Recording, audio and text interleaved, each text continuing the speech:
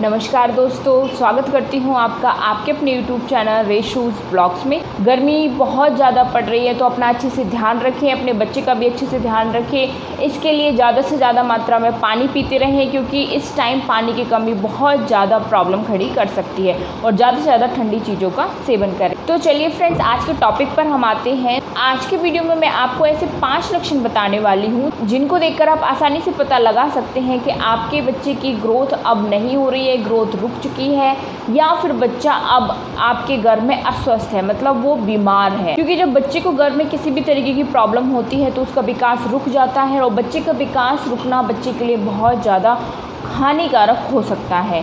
तो इसलिए फ्रेंड्स, अगर आप में भी ऐसे सिम्टम दिखते हैं तो उनको अच्छे से आप नोटिस कीजिए और टाइम पर अपने डॉक्टर से चेकअप कराइए। तो चलिए फ्रेंड्स, जानते हैं उन लक्षणों के बारे में कि वो कौन कौन से लक्षण हैं। सबसे पहला है गर्भ में बच्चे की धड़कन सुनाई ना देना। प्रेगनेंसी की पहली तिमाही में डॉक्टर डॉपलर की सहायता से बच्चे की धड़कन सुनते हैं। नॉर्मली बच्चे की धड़कन 9 से 10वें हफ्ते में सुनी जा सकती है। वैसे बच्चे का दिल 5वें हफ्ते के बाद धड़कना शुरू हो जाता है। और जब डॉक्टर 9वें से 10वें हफ्ते के बीच बच्चे की धड़कन सुनते हैं तो वो अच्छे से सुनाई देने लगती है।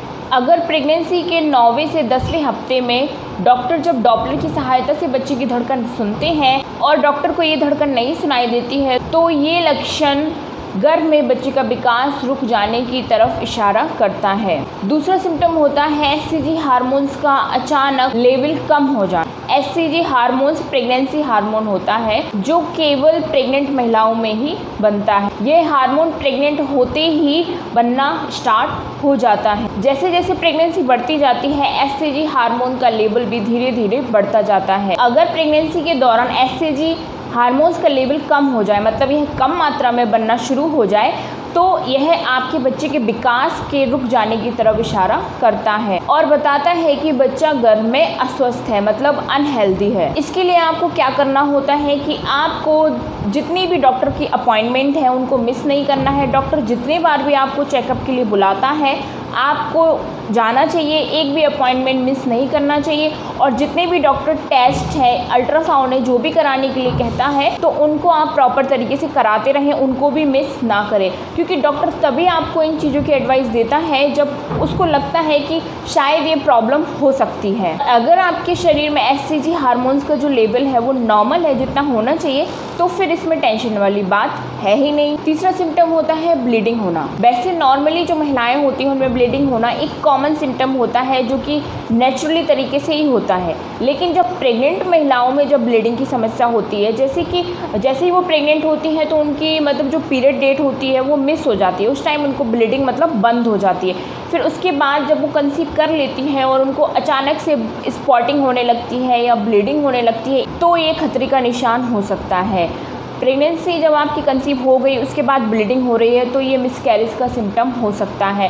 क्योंकि बहुत ही कम ऐसे केसेस होते हैं जिनमें ब्लीडिंग होने पर भी बच्चा सेफ रहे, ऐसा बहुत कम होता है। लेकिन जब भी प्रेगनेंसी में स्पॉटिंग आपको हो रही है या ब्लीडिंग हो रही है तो ये बच्चे को नुकसान पहुंचाता है। जब भी आपको स्पॉटिंग या ब्लीडिंग नज़र आ रही है तो उस टाइम पे आप देर ना करें, आपको तुरंत डॉक्टर के पास जाना है। मेरे पास ऐसे बहुत से कमेंट्स आते हैं, मैम मुझे हल्की सी स्पॉटिंग हो रही है, मुझे ब्लीडिंग हो रही है, रेड सा पानी आ रहा है। तो इस कंडीशन में आपको देर नहीं करनी है। मैं आपको बार बार बोल रही हूँ, आप सीधा डॉक्टर के पास जाइए, आप घर पे बैठ के वेट मत कीजिए। क्योंकि अगर आप ज़्यादा डिले करते हैं, ज़्यादा ब्लीडिंग हो जाती है तो फिर आपका मिसकैरेज हो सकता है। चौथा सिम्टम होता है लगातार पानी का रिसाव होना। जैसे कि प्रेगनेंसी में वाइट डिस्चार्ज होना नॉर्मल बात है, वो सबको होता है, उसमें घबराने की बात नहीं है। लेकिन वाइट डिस्चार्ज कैसा होता है कि थोड़ा थोड़ा होता है। जैसे कभी कभी हमें प्रेगनेंसी से पहले भी होने लगता है जब हमारा पीरियड आने वाला होता है, तो ठीक है, वो एक वाइट डिस्चार्ज नॉर्मल बात है, उससे टेंशन लेने वाली बात नहीं है। लेकिन अगर आपको कंटिन्यू पानी का रिसाव आपको लग रहा है कि पानी जैसा रिस रहा है, पूरा रुक नहीं रहा है, कंटिन्यू हो रहा है, कभी कभी ऐसा होता है कि लेडीज़ में पहली तिमाही में, दूसरी तिमाही में भी ऐसी प्रॉब्लम हो जाती है। तो क्या होता है कि वो एमनियोटिक फ्लूइड का रिसाव होता है, वो वाइट डिस्चार्ज नहीं होता, वो एमनियोटिक फ्लूइड की थैली का फटने का भी सिम्टम हो सकता है।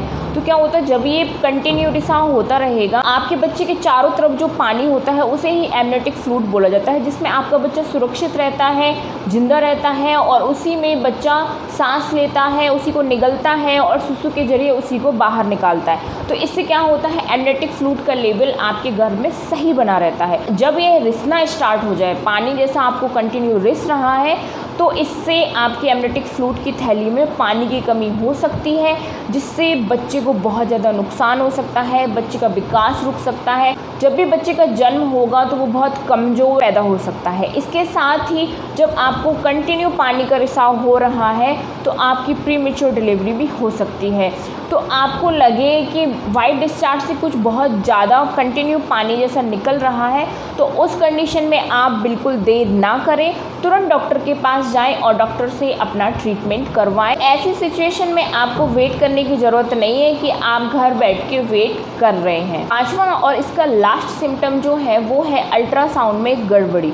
जैसे आपको पता है कि जैसे ही आप कंसीव करते हैं, पहली तिमाही में ही डॉक्टर आपको सबसे पहले अल्ट्रासाउंड कराने की सलाह देते हैं, क्योंकि वो देखते हैं कि ब्लड सर्कुलेशन अच्छे से हो रहा है बच्चे तक, प्लेसेंटा की ग्रोथ सही तरीके से हो रही है, भ्रूण के नैन नक्ष सही तरीके से बन रहे हैं। तो अगर डॉक्टर को ऐसी कोई अल्ट्रासाउंड में गड़बड़ी लगती है और डाउट होता है कि बच्चे के शायद अच्छे तरीके से अंग विकसित नहीं हो पा रहे हैं, या प्लेसेंटा जो गर्भनाल होती है उसके जरिए बच्चे तक खून की मात्रा मतलब ब्लड का फ्लो सही तरीके से नहीं हो रहा है, तो डॉक्टर आपको अबॉर्शन करने की सलाह दे सकते हैं। अगर आपको पहली तिमाही में डॉक्टर ऐसा करने को बोल रहे हैं तो आपको उनकी बात माननी चाहिए।